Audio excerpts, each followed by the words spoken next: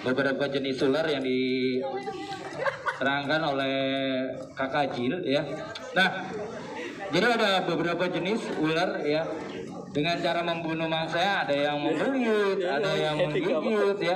Menggigit biasanya ular-ular yang jenis venom, biasanya yang berbisa itu biasanya membunuh mangsa dengan menyuntikkan bisa atau dengan cara menggigit. Ya, Kakak pegang di sini ini jenis ular Python reticulatus. Oke, selanjutnya Kakak akan mengenalkan jenis reptil lainnya. Ya, dibantu sama Kakak Juki nih. Di sini bawa reptil berkaki ya. Pada Kak Juki silakan. Ya, assalamualaikum warahmatullahi wabarakatuh. Sebelumnya saya mau mengenalkan diri, nama saya Adi Bayar ya. Di sini saya akan mengenalkan jenis reptil berkaki. Nah, di tangan saya ini ada Hydrosaurus atau bisa disebut juga soal layar. Ada yang tahu kenapa disebut soal layar? Enggak. Ya, jadi Karena dia suka karena berlayar. suka layar, di sini dia akan menumbuh layar nih di daerah sini. Nah, karena ini ukurannya masih juvenil atau remaja, jadi belum begitu kelihatan layarnya. Nah, kalian tahu nggak penyebaran ini tuh di mana? Enggak. Ya, jadi penyebaran ini ada di juga Sulawesi. Ya. Nah, di sini ada lagi satu lagi. Ya, kalian pernah lihat mungkin? Ya. Di sini kalian pernah lihat? Ya. Ya, biawak betul. Ya, Varanus salvator. Ini masih kerabatnya tadi apa? Yang gede? Apa namanya? Komodo. Komodo. Nah, ini masih satu ini sama komodo ya. Ini Varanus salvator, kalau komodo Varanus komodensis. Nah, ini dia. Ya. Nah, kalau di alam kalian tidak boleh tangkap. Ya. Karena apa? Dia menjaga ekosistem. Nah, ya. Ular Python juga ini masih jenis Python ya. Ini Python horolus ya. Nah, ini dia. Ini akan besar ya, tapi tidak panjang seperti Python reticulatus ya. Ini. Oke. Mungkin itu tadi beberapa jenis ular dan reptil lainnya. Nah, pesan kakak, ketika kalian ketemu ular di alam atau di jalan jangan tangkap. Terus apa yang kalian lakukan ketika kalian ketemu ular? Nah, ini penting juga buat bapak ibunya, kalau kalian ketemu ular ya, ini aja Bu. Geser aja Pak. Iya ya. Nah, terus apa yang kalian lakukan ketika kalian bertemu ular? Ya. Ya, yang perlu kalian lakukan adalah stop. Tahu nggak stop? Nih, ingat apa stop itu? Yang pertama, stop itu apa? Diam, betul ya. Jadi stop itu ada kepanjangan. Yang pertamanya adalah ketika kalian ketemu ular, yang kalian lakukan adalah silent. Ya, silent, diam. Ya, jadi ular itu tidak akan menyerang ketika kalian diam. Ya. Terus apa lagi? Habis silent. STO. O-nya observasi. Lihat di sekitar kalian, ya. Lihat di sekitar kalian, ya. Kalau kalian mau menjauhkan ular, lihat adakah alat yang sekiranya bisa menjauhkan kalian dari ular. Ya. Terus lihat lagi di sekitar kalian, ya. Jangan sampai ketika kalian kabur nanti kalian kejeblus lubang. Ya, itu STO. O-nya apa tadi? Observasi. Terus apa lagi? T. T-nya apa? Thinking. Nah, apa itu thinking? Thinking apa? Berpikir ya. Berpikir untuk apa? Ya, jadi thinking itu kita berpikirnya ini ularnya berbisa atau tidak, berbahaya atau tidak. Ya, kalau kalian memang berpikirnya untuk menjauhkan atau untuk pergi, ya bisa. Tapi tadi sekiranya kalian untuk menjauhkan, lihat di sekitar kalian ada alat atau tidak. Kalau kalian memang untuk kabur, lihat di sekitarnya tadi, ya. Terus yang terakhir apa? P. P-nya apa? Prepare. Jadi lakukan semua yang tadi kalian sudah rencanakan. Nah, kakak mau tanya, ular takut garam atau tidak? Hah? Takut. Siapa yang bilang ular takut garam? Angkat tangan. Ya. Ya. Kenapa ular takut garam? Kakak mau tanya. Apa? Karena asin. Karena asin, ya.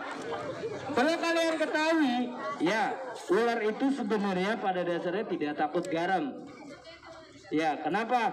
Karena sisik ular ini, ya, sisik ular ini sama dengan kuku kita bahannya, yaitu keratin. Ya, jadi ular ini tidak takut garam. Karena apa? Tadi, ya, karena garam lebih cenderung ke hewan-hewan yang berlendir.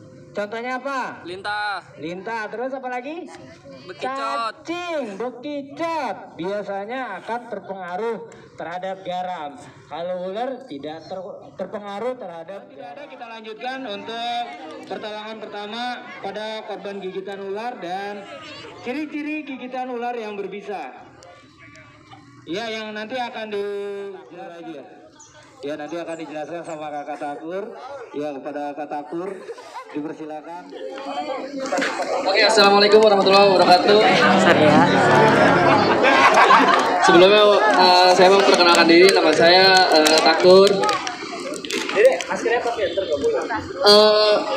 Langkah pertama yang harus kita lakukan saat kita tergigit ular adalah melakukan imobilisasi. Nah, imobilisasi itu adalah meminimalisir pergerakan. Nah, yang harus disiapkan adalah biasanya 2 batang kayu atau sejenisnya yang kaku yang bisa menahan pergerakan. Biasanya yang paling sering terkena gigit itu adalah tangan ya. Nah, ini di praktik ini misalkan tergigit bagian tangan. Bagian tangan ini contoh melakukan imobilisasi untuk mencegah penyebaran bisanya terlalu cepat.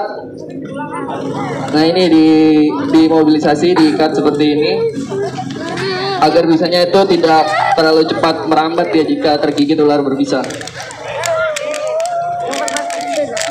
Nah, seperti patah tulang dia.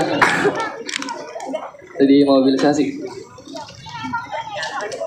Tapi sekali lagi ini bukan untuk menyembuhkan ya, atau bukan untuk menangani, ini cuma untuk penanganan pertama aja setelah tergigit ular berbisa. Untuk memperlambat waktunya sebelum mencari pertolongan ke rumah sakit. Nah, ini langkah yang pertama harus dilakukan untuk meminimalisir terjadinya cedera yang tidak diinginkan. Jangan kencang mas, biar nggak bergerak.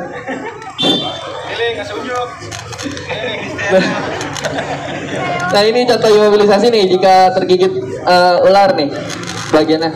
Kalau nggak ada kayu bisa pakai ranting atau apa yang kaku yang bisa, pokoknya untuk meminimalisir pergerakan. Nah, ini bisa digunakan.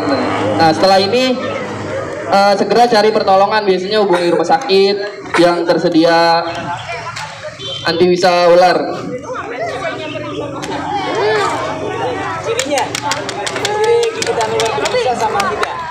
Oh, ciri-ciri gigitan ular berbisa biasanya dia ular berbisa itu memiliki taring dia ya. Biasanya bekas gigitan itu cuman ada bekas gigitan itu dua kayak luka itu taring. Nah, itu terus juga area gigitan ini biasanya juga membengkak atau membiru dia biasanya kalau gigitan ular berbisa. Biasanya tuh nyeri pada gigitan itu terlalu ya. Mati. Kalau gigitan ular yang tidak berbisa itu biasanya dia cetakan giginya itu, bekas gigitannya itu banyak dia, cenderung banyak karena tidak memiliki taring dia, jadi lukanya gak banyak dia gigitannya. Nggak ada. Kalau untuk ular tidak berbisa, untuk penanganannya nggak ada sih biasanya. Paling cuma pakai betadine aja juga udah cukup sih. Biasanya paling cuma luka luar aja dia.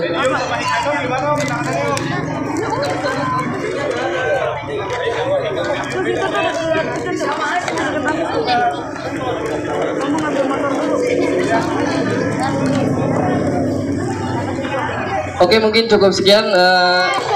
Terima kasih, itu mungkin sedikit cara penanganan pertama kalau kita kegigit ular berbisa.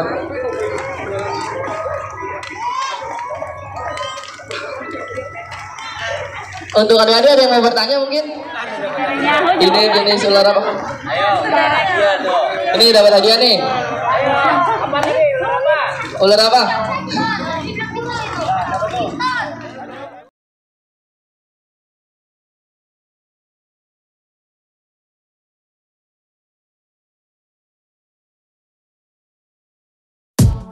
Oke sahabat reptil, di akhir kegiatan acara ini kami membagikan beberapa bingkisan, diantaranya snack dan kenang-kenangan buat anak-anak tersebut yang mampu menjawab pertanyaan-pertanyaan yang kami buat, yang kami lontarkan ya.